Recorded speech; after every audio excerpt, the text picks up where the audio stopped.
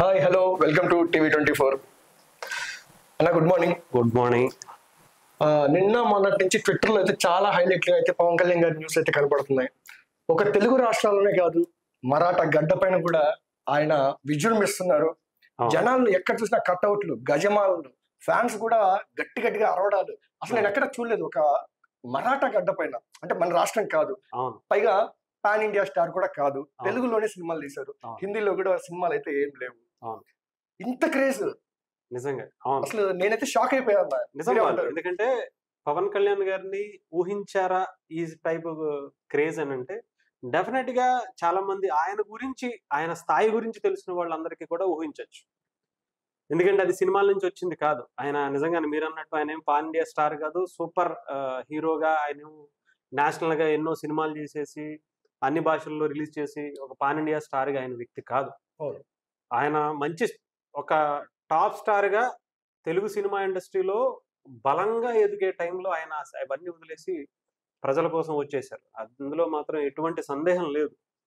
తెలుగు సినిమాల్లోనే నిజంగా చెప్పాలంటే భారతదేశంలో ఎవరికి ఆ స్టార్డమ్ లేనంత ఫ్యాన్ ఫాలోయింగ్ ముఖ్యంగా పవన్ కళ్యాణ్ గారికి తెలుగు రాష్ట్రాల్లో ఉంది అని అనేది ఇక్కడ ఆయన ప్రచారాలకు కావచ్చు, బయటకు వచ్చినప్పుడు ఆయనకు వచ్చే జనాలు కావచ్చు, మనం చూసుకుంటానే వచ్చాం. కానీ మరాఠీ గడ్డపై మొదటిసారి ఆయన ఇతర రాష్ట్రాలకు వెళ్ళినప్పుడు వచ్చేటువంటి ఈ జనం ఇంత క్రేజ్ అయితే నేను ఎప్పుడు చూడలేదు నిజంగా. ఎందుకంటే అనంతపురం, అనకాపల్లిలో వచ్చినట్టుగా నేను అదే క్రౌడ్ అక్కడ ఫ్లెక్సీలు చూసి అక్కడ ఏదో అర్థం కాని భాషను చూసి ఇది మన స్టేట్ కాదని నేను గమనించా తప్ప ఇది మన స్టేటే అనుకున్నా నేనైతే. అవును, నిజంగా. అంటే ఈ క్రౌడ్ చూస్తే డెఫినెట్ గా మన స్టేట్ ఏదో అమలాపురంలోనో లేదా అనంతపురంలోనో ఆయనకి క్రేజ్ ఉంది అనుకోవచ్చు. ఆయన చూడడానికి ఇక్కడ తెలుగు రాష్ట్రాల్లో పెద్ద హీరో కాబట్టి వచ్చారంటే అనుకోవచ్చు. కానీ మరాఠీ గడ్డపై ఆయనకి ఇంత ఫ్యాన్ ఫాలోయింగ్ రావటం, ఇంత అప్లాజ్ రావటం అనేది నిజంగా ఎవరు ఊహించాల. అది కాక మన తెలుగు ఉనికిని కాపాడుకోవడానికి తెలుగులో మాట్లాడారు ఆయన. అవును. ఇంకా విషయం చెప్పాలంటే అక్కడ భాషను గౌరవిస్తూ మరాఠీలో కూడా ఆయన చేసినటువంటి ప్రసంగం నిజంగా అద్భుతం. ఆయన మనందరికీ తెలుసు, ఆయన నిస్వార్థంగా పనిచేసేటువంటి నాయకుడు, లీడర్.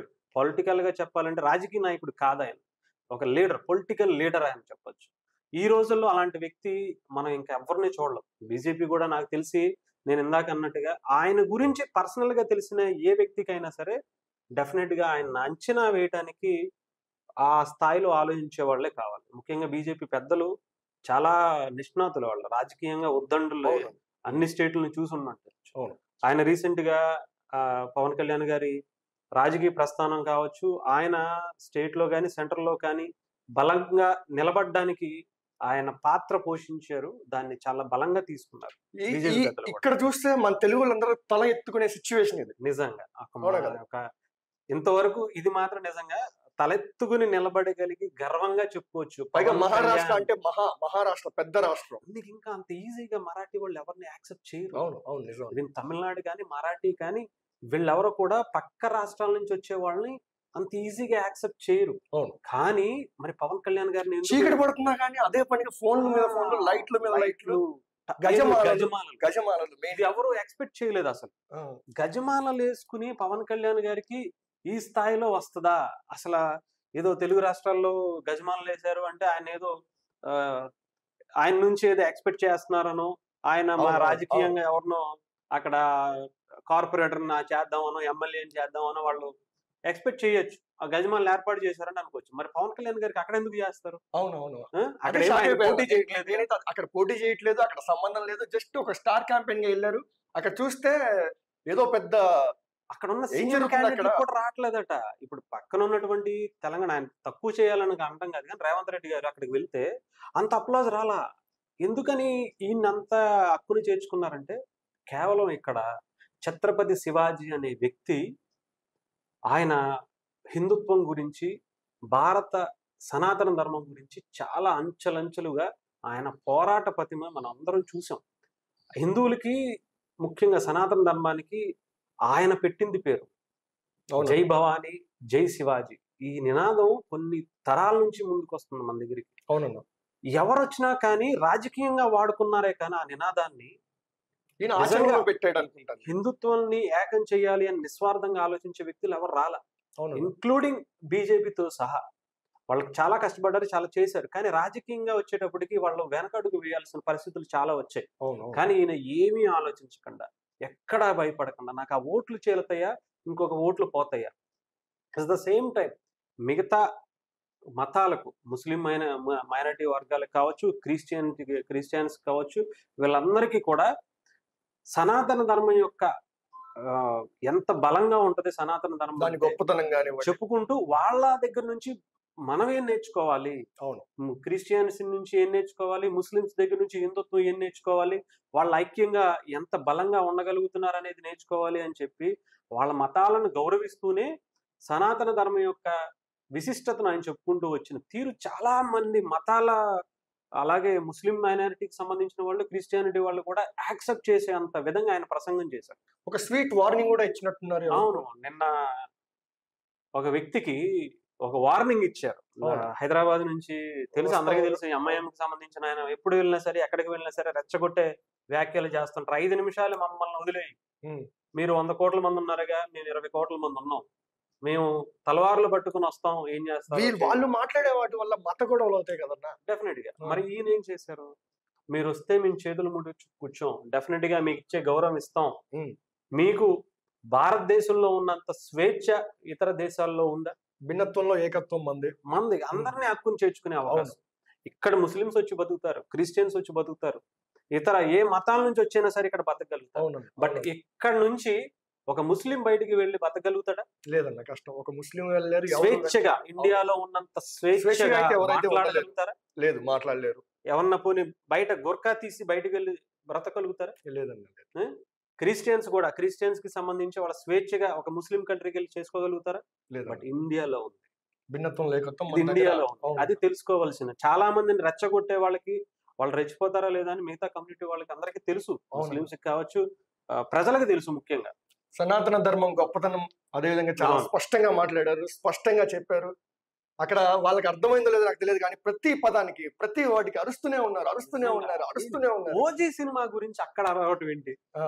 అవునండి. అది కూడా పూణే. ఇప్పుడు ఏదో తెలుగు జనాలు ఉన్న చోట ఆయన ప్రచారం చేయించారంటే ఓకే, కానీ తెలుగు స్టేట్స్ లో పక్కన పెడితే, ఆ జనాలు ఉన్న చోట పక్కన పెడితే, పూణే రోడ్ షోలో కూడా ఆయన్ని వెళ్ళటానికి 2 గంటలు 3 గంటలు డిలే అవుతూ వచ్చినాయట. ఇప్పుడు పెద్ద పెద్ద హీరోలకి కట్అవుట్ పెట్టట్లేదు. నాకు చూడండి, కట్అవుట్లకి, గజమాలకి నిజంగా ఇప్పుడు ఫ్లెక్సీలు వేసి వదిలేస్తున్నారు, కట్అవుట్స్ పెట్టట్లేదు ఎక్కువ మంది. అక్కడ కట్అవుట్స్ కూడా రెడీ చేస్తారు. చాలా మంది ఆ పక్కన ఉన్నటువంటి స్టేట్ల నుంచి వచ్చి ప్రచారం, నేను కొన్ని వీడియోస్ చూశాను. ఓకే, అసలు ఈ క్రౌడ్ ఎవరన్నా ఊహించుంటదా అసలు మనకి? అన్న, నేను తెలుగు రాష్ట్రాలు ఏమో అనుకున్నా, నేను తర్వాత ఆ క్రౌడ్ చూసావు అసలు ఎంత? ఆయన రావడానికి వెళ్ళడానికి కూడా అంత టైం పట్టేసింది. చుట్టూ జనాలేనా, సెక్యూరిటీ కూడా ఎక్కువ మంది లేరు. బిల్డింగ్స్ పైన అన్ని కూడా నిండిపోయిన పరిస్థితి. అసలు వాళ్ళే ఎక్స్పెక్ట్ చేయలే. ఏంటి పవన్ కళ్యాణ్ గారికి ఇంత? ఇది ఒక్కటి చూడు, చిన్న గల్లీ, ఇది మహారాష్ట్రలో ఉన్నటువంటి ఒక చిన్న గల్లీ చూసుకోవచ్చు. ఏం ఫ్యాన్ ఫాలోయింగ్ అది! ఎర్రగండం వేసారు. జనసేన పార్టీ వాళ్ళు అనుకున్నాను. జనసేన పార్టీయే. అసలు ఆయనకి ఆ క్రౌడ్ చూసావా? అసలు కట్అవుట్లు అసలు ఈ రేంజ్ లో పవన్ కళ్యాణ్ గారు, ఇది మన తెలుగు సందుల్లాగే ఉన్నాయి, మన తెలుగు సందుల్లాగే ఉన్నాయి. అక్కడ ఏమంటారు తెలుసా? జై జనసేన, బాబులకే బాబు, కళ్యాణ్ బాబు అంట. నినాదం కష్టపడి నేర్చుకొని తెలుగు రాని నినాదం. మాస్ ఫాలోయింగ్ అంటే మరాఠా గడ్డ పైన మాస్ ఫాలోయింగ్ అని పెట్టాలి. నిజంగా అసలు ఆయన క్రేజ్ ఎవరు ఊహించాల. అవునన్నా, నిజంగా చెప్తున్నా కదా. ఈసారి బీజేపీకి అక్కడ 60 స్థానాలకు పైగా తెలుగు వారు ఈసారి అక్కడ బలంగా ఉన్నారని చెప్పి ఆయన్ని క్యాంపెయినింగ్ పంపించారు. కానీ రిజల్ట్ దెబ్బకి మారిపోయింది. గేమ్ చేంజర్ అనే స్థాయికి ఈసారి వెళ్ళిపోయింది. పవన్ కళ్యాణ్ గారు వెళ్ళారు, ఇక్కడ అడుగు పెట్టారు. మొన్న కూడా అటు హర్యానాకి సంబంధించి కూడా కొంత ఏదైతే అటు ఇటుగా ఉన్నదనుకున్న దాన్ని పవన్ కళ్యాణ్ గారు ఇక్కడ వారాహి డిక్లరేషన్ ద్వారా సనాతన ధర్మాన్ని గురించి మాట్లాడారో, ఆ రోజు ముఖ్యంగా అక్కడ కులాల వారిగా విడగొట్టడానికి మిగతా పార్టీలు పనిచేస్తే, బీజేపీ పార్టీ మాత్రం మతపరంగా ఏకం చేసింది పవన్ కళ్యాణ్ గారు. అవునా, 100% కరెక్ట్. ఇది నాకు తెలిసి బీజేపీ కూడా చాలా బలంగా పవన్ కళ్యాణ్ గారిని ముందు పెడితే రేపొద్దున్న ఎలక్షన్స్ లో ఎలాంటి సిచ్యువేషన్స్ ని డెఫినెట్ గా ఇప్పుడున్న టాప్ బీజేపీకి నెక్స్ట్ సెంటర్ లో ఉండాలి అంటే ఒక ఆలోచనకు వచ్చేసినట్టుగా అయితే నాకు అర్థమవుతుంది. ఇంతకుముందు మోదీ గారు అవును. నెక్స్ట్ ఎలక్షన్స్ కి ఆయన పోటీ చేయకపోవచ్చు అని చెప్పి ఇప్పటికే చెప్తున్నారు. So okay. పవన్ కళ్యాణ్ గారిని పెడితే ఎలా ఉంటది అని చెప్పి ఒక ఆలోచనగా ఆయన ఏమన్నా పెట్టారా? ఇకపోతే ఇంకొక రెండో వ్యక్తి చాలా ఫస్ట్ నుంచి అనుకుంటున్నటువంటి వ్యక్తి యోగి ఆదిత్యనాథ్. అవును. యూపీ. ఉత్తరప్రదేశ్ ముఖ్యమంత్రిగా ఆయన బుల్డోజర్ ముఖ్యమంత్రిగా అందరికీ తెలుసు. సో అవునండి. అవును. ఆయన ఉమ్. వీళ్ళిద్దరిని ఇప్పుడు సెంటర్ ఆఫ్ అట్రాక్షన్ గా పెట్టి ముందుకు వెళ్తున్నట్టుగా అయితే అనిపిస్తుంది. అవును. ఇద్దరూ కూడా ముఖ్యంగా పవన్ కళ్యాణ్ గారికి సంబంధించి మనం మాట్లాడుకుంటే ఒక మంచి మిత్రుడు, ఒక నిజాయితీగా, ఒక నిబద్ధతతో ఎన్డీఏ కూటమికి మిత్రుడు, ముఖ్యంగా బీజేపీకి మిత్రుడు ఎవరైనా ఉన్నారు అంటే ఒక్క సెకండ్ కూడా ఆలోచించుకోకుండా బీజేపీ పెద్దలు చెప్పేది పవన్ పవన్ కళ్యాణ్. కళ్యాణ్ పేరు. అవును, 100% నిజం ఇది. గేమ్ చేంజర్ అని చెప్పి వీళ్ళ అబ్బాయి తీస్తున్నారు సినిమా. అవును ఈయన పెట్టాల్సింది గేమ్ చేంజర్. నిజంగా ఇండియా Definitely మొత్తానికి ఆ crowd పొలిటికల్ గేమ్ చేంజర్ అని చెప్పాలి. జనాలు చూసావా చూసాను ఇవి మళ్ళీ మళ్ళీ మళ్ళీ చూడాలనిపించే చిత్రాలు ఇవి. అసలు ఆ క్రౌడ్ ఏంటి, ఆ జనాలేంటి, లేడీస్ ఇక్కడ కూడా లేడీస్ చూడు. లేడీస్ అన్న లేడీస్ ఆ. కూడా యూత్ ఎక్కువ ఉన్నారు. నీకు Youth కూడా కనిపిస్తున్నారు లేదు చూసావా? అందరూ. ఆల్మోస్ట్ 25 బిలో ఉన్నాయి ఏజ్ గ్రూప్. అవునండి. ఎంత మంది ఉన్నారు అవునండి. అవునండి. అంటే అంతా ఆయన ఉంది. స్థాయి ఎక్కడికి వెళ్ళిపోయింది అనడానికి ఇది ఒక నిదర్శనంగా చూడొచ్చు. Yes. ఇది కూడా చూడు. ఇది ఇది మన హైదరాబాద్ లో లేకపోతే అట్లే ఆంధ్రాలో ఉందన్న, అట్లే ఉంది. జనసేన జెండాలు పట్టుకుని అవునన్న. డెఫినెట్ గా ఈయన ఫ్యూచర్ అంటే ఇప్పటికే పాన్ ఇండియా పొలిటికల్ స్టార్. అవును. డెఫినెట్ ఇప్పటికి అయిపోయి పాన్ ఇండియాలో సినిమాలు లేకపోయినా కానీ పాన్ ఇండియా పొలిటికల్ స్టార్ అయితే ఈ గజమాలలు తెచ్చుకున్నారు. ఈ గజమాలలు చూసావా? అవునన్న. Wait ప్రొక్లీనర్ తో చేస్తున్నారు. తీసుకొచ్చారు వాళ్ళు. తెలుగు రాష్ట్రాల్లో కూడా చూడాలి ఈ జనం చూడు. ఏదో మోదీ గారి మీటింగ్ అవునండి. అవునండి. అవును. లేదా అలాగే ఇంకొకళ్ళ మీటింగ్ కో వచ్చినట్టుగా. అక్కడ important centre of attraction Pawan Kalyan గారు మాత్రమే. అవును. సో ఏది ఇక్కడ చూసావా ఛత్రపతి శివాజీ నేను ఒక గారి ఎడిటింగ్ ఫోటోలు వేసి చూసానన్న, ఛత్రపతి శివాజీ గారి ఫేస్ లో పవన్ కళ్యాణ్ గారి ఫేస్ పెట్టారు. అక్కడ అంత అసలు వాళ్ళు ఎంత దగ్గర own తెచ్చుకున్నారు. చేసుకుంటున్నారు అవును. పవన్ కళ్యాణ్ గారిని. ఆయనలో శివాజీ గారి మాటలు కనిపిస్తున్నాయి, ఆయన భావజాలం కనిపిస్తుంది, ఆయనలో ఉన్నటువంటి తెగువ శక్తి అంతా కూడా ఈసారి పవన్ కళ్యాణ్ గారిలో కనిపిస్తుంది. ఆయనలో ఉన్నటువంటి నిజాయితీగా హిందుత్వం గురించి, అలాగే మిగతా మతాల వారిని, కులాల వారిని ఏకం చేస్తూ భారతదేశం ఎలా ఉంటుంది అనేది ఆయన మాటల రూపంలో, ఆయన మాట్లాడిన తీరు వాళ్ళందరిని హక్కుని చేసుకుందని చెప్పాలి. నిజంగా ఇది ఈ జనాలు, ఇది మన ఇండియా, మన యాక్చువల్గా చెప్పాలంటే ఇది తెలుగు రాష్ట్రాల్లో ఒకప్పుడు, ఓకే, ఇది మరాఠీ. ఇది మరాఠా. చూసావా? రెండింటికి డిఫరెన్స్ ఏం లేదన్న, జనాలు కామనే ఉన్నారు. అక్కడ చూడు అసలు అదే స్వాగతాలు, అసలు ఆ చూడు ఆ క్రౌడ్ ఏంటి, ఆ లోకం ఏంటి, అసలు ఈ మనిషి నిజంగా ఎలా వాళ్ళు యాక్సెప్ట్ చేస్తారో అనుకునే స్థాయి నుంచి నిజంగా దగ్గర చేసుకుని నిజంగా ఎవరికి సాధ్యం కాదు. అవునండి. డెఫినెట్ గా పవన్ కళ్యాణ్ గారిని భారతదేశం మొత్తం కూడా యాక్సెప్ట్ చేస్తుంది. డెఫినెట్ గా ఫ్యూచర్ లో కేంద్ర రాజకీయాల్లో, భారతదేశ రాజకీయాల్లో ఒక గేమ్ చేంజర్ గా ఆయన డెఫినెట్ గా చూడబోతున్నాం అన్నదానికి ఇది ఇదే నిదర్శనం. చాలా నిదర్శనంగా మనం చూసుకోవచ్చు. అందరూ కూడా ఛత్రపతి శివాజీ గారి ఫోటోలు ఆయనకి ఇస్తున్నారు అందరూ కూడా. అవునండి. ఈవెన్ చాలా మంది అక్కడ ఉన్న బీజేపీ నాయకులు కూడా పవన్ కళ్యాణ్ గారి కోసం, పవన్ కళ్యాణ్ గారితో మాట్లాడడానికి ఫోటోలు దిగడానికి ఒక ఫోటో బిల్డింగ్ దిగితే చాలు. పైన, ఇది బిల్డింగ్ పైన ఆ జనాలు చూసావా? ఫోన్లలో ఫోన్లలో రికార్డ్ చేసుకోవడం, ఆ క్రేజ్ ఎక్కడ తగ్గలేదన్న. బిల్డింగ్ పై నుంచి ఆయన చూసుకుని అసలు ఎంత సంతోషపడిపోతున్నారంటే, ఇంక్లూడింగ్ ఈ ఫ్యాన్ ఫాలోయింగ్ చూస్తుంటే మన తెలుగు రాష్ట్రాల ఫ్యాన్ ఫాలోయింగ్ ని డ్యామేజ్ చేసేలాగా, కొట్టేలాగా ఉన్నారు వీళ్ళైతే. అవును, కానీ ఏ మాత్రానికి ఆ మాత్రమే చెప్పుకొచ్చి చూడు. ఇది ఇది చాలా క్లారిటీగా అర్థమైపోతుంది. Pawan sir, I am a big fan of you, not because your hero or actor, but the way you speak for Sanatana Dharma. ఇది ఒక్కటి చాలు. అవునండి. ఆయన నక్కుని చేర్చుకున్నారు దేనికి అంటే, ఆయన నిలబడ్డ తీరు కావచ్చు, సనాతన ధర్మం గురించి ఎవ్వరూ లేనప్పుడు ఆయన వచ్చి మాట్లాడడం కావచ్చు, దాని గురించి ఒక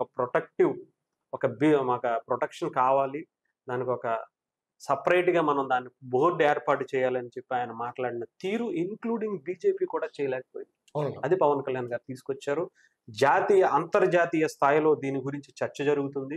డెఫినెట్ గా ఆ బోర్డుకి ఆయన ఒక కీ రోల్ పోషించబోతున్నారు అనేది కూడా మనం మాట్లాడుకోవాల్సినటువంటి అంశం ఉంది.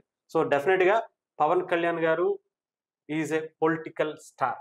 Game అందరూ changer ఏదో also. సినిమా తీసో సూపర్ హిట్ కొట్టో లేదంటే భారీ బడ్జెట్లు పెట్టి వేల కోట్లు పెట్టి ఫేమస్ పెద్ద అయిపోయారు CGI కానీ ఇండియాలో ఫేమస్ అయిపోతారు కానీ చేసేయారు. కానీ ఆ లాంగ్వేజ్ లో సినిమా రిలీజ్ చేసుకుని వాళ్ళని వీళ్ళని ఇంప్రెస్ చేసే అవకాశం ఉంది. అవును, కానీ అవును. పవన్ కళ్యాణ్ గారు తెలుగు రాష్ట్రాల్లో ఆయన మాట్లాడినటువంటి తీరు చూసి, ఆయన చేసినటువంటి రాజకీయ ప్రయాణం చూసి చాలా మంది ఫ్యాన్స్ అవుతున్నారు అవును. అనడానికి ఇదే ఇదే నిదర్శనం. నిదర్శనం. డెఫినెట్ గా ఆయన మనం మంచి పొజిషన్ లో డెఫినెట్ గా పవన్ కళ్యాణ్ గారిని చూడబోతున్నాం అనటంలో ఎటువంటి సందేహం లేదు.